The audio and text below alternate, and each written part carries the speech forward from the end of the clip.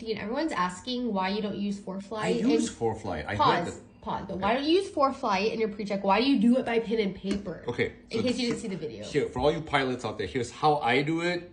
I may not be the right way, okay?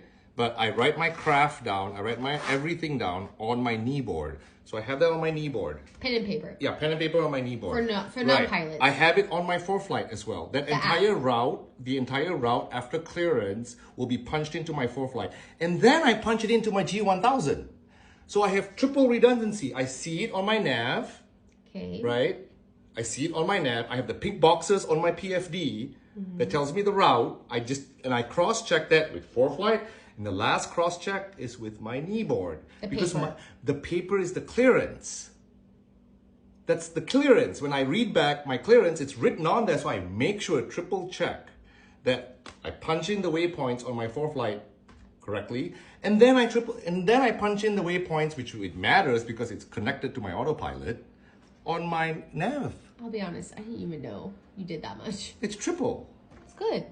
Right. Extra safe, okay, look, right? To be honest, what I punch in on my knee board, on my pen to paper, what I write is really for the clearance on the ground.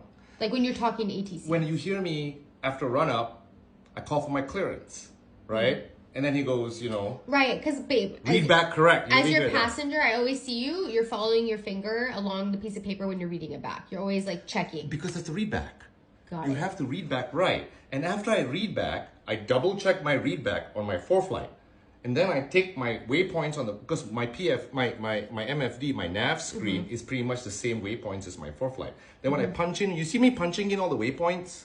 Yes. Right? Yes. Victor 23, Yes. Victor 64, airways, waypoints. Yes. Right? And then I put this little D with the thing. I go direct. That means that last waypoint, I'm just waiting for vectors to go into final approach course.